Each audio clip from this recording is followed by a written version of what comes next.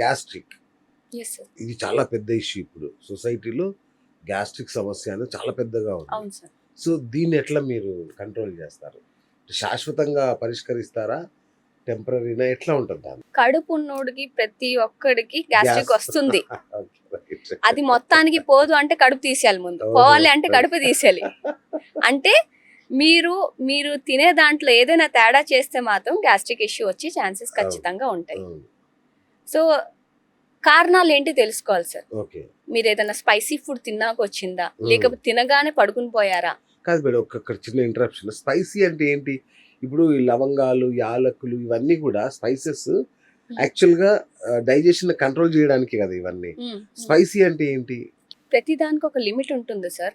Okay.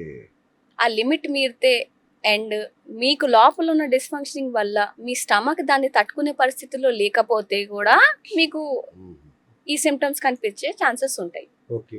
Example, మీ stomach mucosa lining already disturbed ఉంది, మ్మ్. లోపల అవును. మంచి స్పైసీ ఫుడ్ వేశారు, దానికి ఏమవుతుంది, హెవీ మీల్ తీసుకున్నారు. Overdose అయిపోద్ది.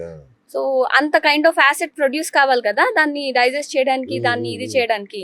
సో అప్పుడు ఏమవుతుంది, ఆబ్వియస్లీ మీకు ఎసిడిటీ కైండ్ ఆఫ్ సిమ్టమ్స్ అది ఉంటుంది. మోస్ట్ ఆఫ్ ద టైమ్ లో యాసిడ్ వల్ల కూడా మీకు ఎసిడిటీ సిమ్టమ్స్ వచ్చే ఛాన్సెస్ ఉంటాయి. లో యాసిడ్ వల్ల కూడా స్టమక్ లో యాసిడ్ ప్రాపర్ గా లేదు, మీరు తిన్న ఫుడ్ డైజెషన్ కావటం లేదు, అవును. బర్పింగ్స్ ఉంటాయి. ఆ, మీరు అన్నం జీర్ణించకపోతే సమంగా అప్పుడు ఏమవుతుంది, బర్పింగ్స్ రావడం అవన్నీ ఉంటాయి. ఓకే. సో దీన్ని తగ్గించాలంటే ఏ ఫుడ్ తింటే ఏ రియాక్షన్ వస్తుంది, ఎప్పుడు తింటున్నారు, మీల్ టైమింగ్స్ ప్రాపర్ గా ఉందా లేదా, ఆకలి ఉన్నప్పుడు తినాలి. ఓకే. ఆకలి ఉండి బాగా మీకు మంట తగ్గిపోయాక తింటే అది ఉపయోగం లేదు. ఉపయోగం లేదు. అవునా? లేదు. అయ్యో, టైమింగ్ నేను అనేది ఆకలి చంపుకుంటాం మేము యాక్చువల్ గా. ఎందుకు? కరెక్ట్ టైమింగ్ ఫాలో అవ్వాలి సార్. ఎందుకంటే మ్మ్. ఒక టైం ఫిక్స్ చేసుకున్న టైం కి తింటున్నామంటే ఆ టైం చూడండి ఎప్పుడైనా ఆకలి వేస్తుంది, ఆ, బ్రెయిన్ కి ఆ, సిగ్నలింగ్ వెళ్తుంది, ఇప్పుడు అచ్చా, అన్నం వస్తుంది, ప్రిపేర్ యువర్ స్టమక్ అనేసి.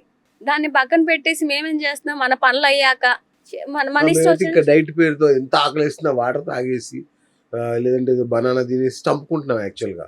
సో ఆ డైట్ టైం పేరుతో. ఆ టైం కి మీరు క్యాలరీస్ కంట్రోల్ చేసేసిన న్యూట్రిషన్ అనేది లాస్ అయిపోయింది కదా, మ్మ్.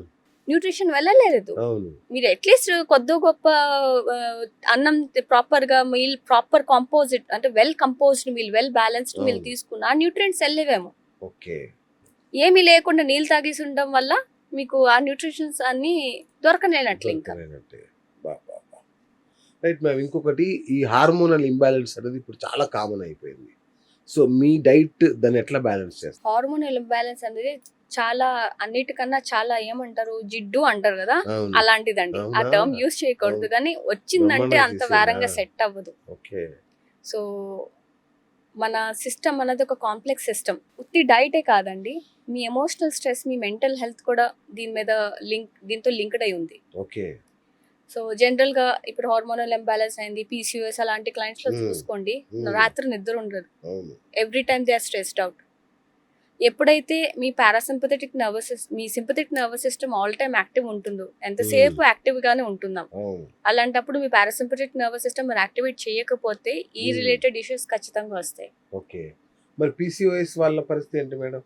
వాళ్ళకి ఫ్యూచర్ లో అంటే ఈ డైట్ ఫాలో అవుతే ఫ్యూచర్ లో ప్రాబ్లం ఏమైనా అవుతుందా?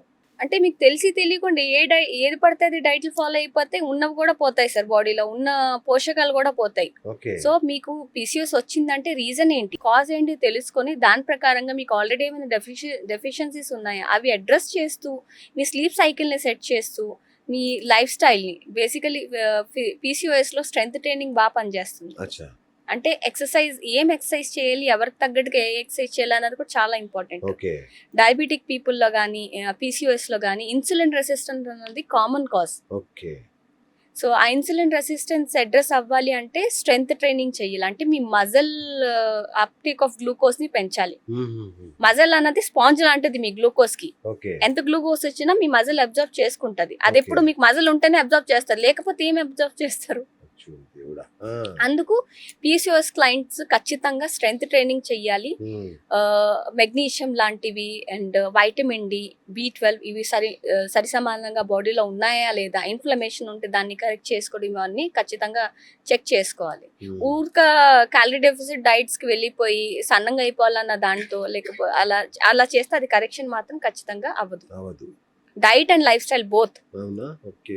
ఇప్పుడు వచ్చిన డీజనరేటివ్ డిసీజెస్ ఏదైనా చేసుకోండి, డైట్ అండ్ లైఫ్ స్టైల్ ఖచ్చితంగా ఆ రెండు ఫాలో అయితేనే మీకు తగ్గుతుంది. And health is always a holistic approach. అన్ని కలిసి బాగా పనిచేస్తేనే మీ సిస్టమ్ అన్నది అలా నడుస్తుంది. ఏ ఒక్క చోట ఏ ఒక్క లోపం ఉన్నా ఇంబ్యాలెన్స్ కాజ్ చేస్తుంది. ఇంకోటి మేడం, థైరాయిడ్ ఉంది, దీనికి లైఫ్ టైం మొత్తం మందులు వాడాల్సిందే అంటారు. థైరాయిడ్ వస్తే మెడిసిన్ మీదనే బతకాలి అంటారు కదా. మీ ఈ యొక్క డైట్ ప్లాన్తో థైరాయిడ్ రివర్స్ చేయొచ్చా? రెమిషన్ లోకి పెట్టొచ్చు సార్. ఎలా అనంటే థైరాయిడ్ రాగానే మనం థైరోనామ్ అని తీసుకుంటాం, T4 అది. ఓకే, సో అది T3 కింద కన్వర్ట్ కావాలి బాడీలో. అది కావాలంటే దాంట్లో మధ్యలో చాలా మట్టుకు బాడీలో ఎంజైమ్స్ కానీ న్యూట్రియంట్స్ కానీ రిక్వైర్డ్ ఉంటాయి. అది లేనప్పుడు కూడా మీ బాడీలో థైరాయిడ్ డిస్ఫంక్షనింగ్ వచ్చే ఛాన్సెస్ ఎక్కువ ఉంటాయి అన్నమాట. సో థైరాయిడ్ రాగానే మందులు ఎక్కువ వేసుకోవాలంటే గుడ్డిగా మందులు వేసుకున్న మీరు స్టార్ట్ చేయండి, but at least correct on your this thing. అంటే మీరు ఎక్కడ అంటే బాడీలో ఏం తక్కువ ఉంది ఏం ఎక్కువ ఉందా చూడండి. నేను చూసిన కేసెస్లో ఒక ఎగ్జాంపుల్ చెప్తాను. ఐ హ్యాడ్ థైరాయిడ్ క్లయింట్, తనకి ఐరన్ డెఫిసిట్ ఉంది, ఐరన్ చాలా తక్కువ. వైటమిన్ డి ఎలాగా తక్కువ ఉందిలేండి, B12 ఎలాగా తక్కువ ఉంది. ఐరన్ ఎందుకు అంటే స్పెసిఫిక్గా ఐరన్ ఎందుకు మెన్షన్ చేశానంటే T4 నుంచి T3 ఏదైతే కన్వర్షన్ కావాలో ఆ ఎంజైమ్ TPO అన్న ఒక ఎంజైమ్ ఉంది, అది ఐరన్ డిపెండెంట్. ఇమాజిన్ ఉత్తి T4 ఇచ్చేస్తున్నారు బాడీకి, కానీ మధ్యలో కావాల్సిన సామాగ్రి ఏం సప్లై చేయటం లేదు. ఇప్పుడు ఐరన్ కావాలి, ఆ ఎంజైమ్ కి ఐరన్ కావాలి, ఐరనే లేదు బాడీలో. అప్పుడు మీకు థైరాయిడ్ ఎలాగండి తగ్గుమోహం పడుతుంది? సో ఈ న్యూట్రియంట్స్ అన్నవి ఎంత ఇంపార్టెంట్. ఇవి లోపించడం వల్ల కూడా ఆ కండిషన్ ఉత్పత్తి అయ్యే ఛాన్సెస్ ఎక్కువ ఉన్నాయి నిజం చెప్పాలంటే.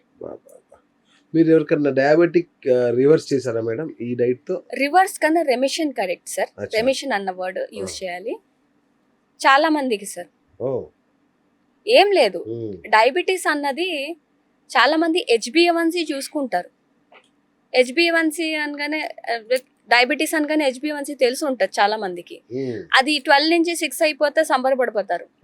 బట్ మీరు చూడాల్సింది అది కాదు. C-పెప్టైడ్స్ అనేసి పోస్ట్ ప్రాండియల్ ఇన్సులిన్ అవన్నీ చూడాలి. అంటే మీ ప్యాంక్రియా ఏ స్టేట్ లో ఉన్నదన్నది తెలియాలి. HbA1c అనేది సిమ్టమ్ మాత్రమే. ఇక్కడ ఒక పాయింట్ చెప్పదలుచుకుంటున్నానండి జనాలకు తెలియాలని. సిమ్టమ్, ట్రిగర్, కాజ్ ఈ మూడు డిఫరెంట్. ఎగ్జాంపుల్ గా చెప్పాలంటే వెయిట్ అనుకోండి, వెయిట్ గెయిన్ లా కనిపించేది సిమ్టమ్. ట్రిగర్ ఏంటి? జనాలు ఎక్కువ తినేస్తున్నాను, extra calories, giving extra calories than it is required, trigger అనుకుందాం, అది ట్రిగరే. కాజ్ ఏంటి తెలుసా? లోపల ఉన్న ఇన్ఫ్లమేషన్ కానీ న్యూట్రిషనల్ డెఫిషియన్సీస్ కానీ కాజ్. సిమ్టమ్, ట్రిగర్, కాజ్ కి చాలా తేడా ఉంది. జనాలు కన్ఫ్యూజ్ అవుతారు. సిమ్టమ్ ని ట్రిగర్ అనుకుంటారు, ట్రిగర్ ని కాజ్ అనుకుంటారు, అసలు కాజ్ ఏంటో తెలియదు.